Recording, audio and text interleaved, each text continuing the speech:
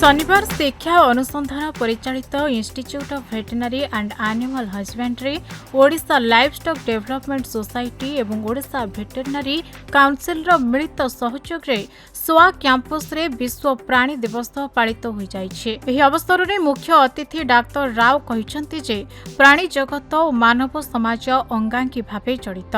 केवल असुस्थ प्राणी को चिकित्सा करबा जने प्राणी चिकित्सकक कार्य नुहे, बरं ग्रामीण जीविका और खाद्य सुरक्षा निरापत्ता प्रति दृष्टि देबा मध्य सेमानकर दायित्व बोली डाक्टर डीवीआर प्रकाश राव कहिसंती।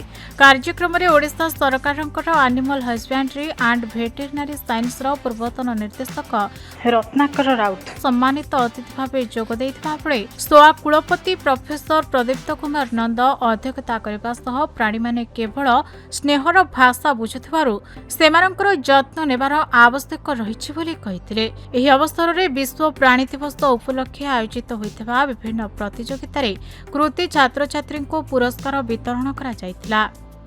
कार्यक्रम में IVSH डीन तथा OLDS सभापति प्रोफेसर डॉक्टर सुशांत कुमार दास स्वागत भाषण प्रदान करथिबा बेले पूर्वतन डीन प्रोफेसर ब्रह्मदेव पटनायक मध्य वक्तव्य रखिथिले। एहा सह कार्यक्रम शेष में OLDS संपादक डॉक्टर बीके परिड़ा धन्यवाद अर्पण करथिले। आज आमर issue of veterinary science animal husbandry world animal day celebrate करछिंदी आउ सेतरे आमर एनिमल मानकु कांकर इंपोर्टेंस कोन तांको हमें केयर नबा कथा तांको प्रति एम्पैथी तांको लव देखेबा कथा आ से माने केमि पार्ट ऑफ आवर प्लैनेट सेटा भी डिस्कशन है। एटा रिमाइंड करिया पई जे आमर वेटरनरी इंस्टीट्यूट मध्य तांकर स्टूडेंट और फैकल्टी प्लस समस्त ह्यूमन बीइंग माने हम एनिमल को टेक केयर करबा। आज आमर वर्ल्ड एनिमल डे आमे आज सेलिब्रेट करूछु।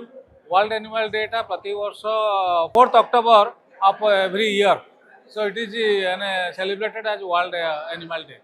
So आज जेहेतु माने all over the world Etah celebrate करा होची।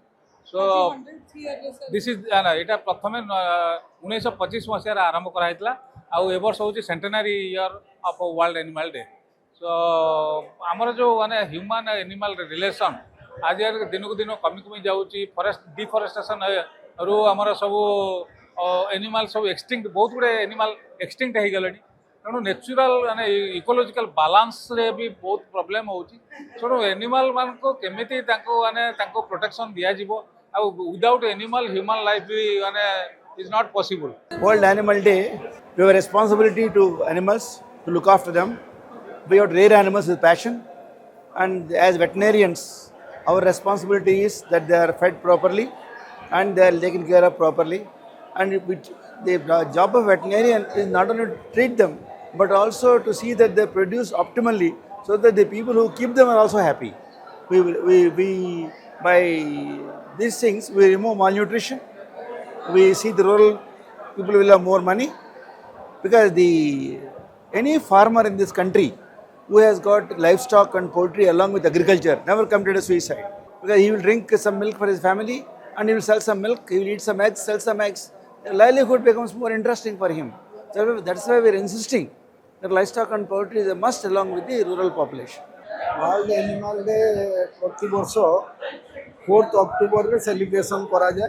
तो वर्ल्ड एनिमल डे रे एटा सेलिब्रेट करा जाए एथि पई जे आमे एनिमल मान को प्रति आमर कंपैशन रहिया कथा, आमे एम्पैथी रहिया कथा, किबोली एनिमल आउ ह्यूमन एमान सांग होई कि सब रही परिवे सेही संपर्क रे आलोचना हला एवं एटा गोटे सुआ यूनिवर्सिटी रो भल पदक्षेप नौचंती जे गोटे अवेयरनेस समाज को जाऊ जे आमे केबे भाभी परिबा नहीं जे विदाउट एनिमल आमे बंची परिबा।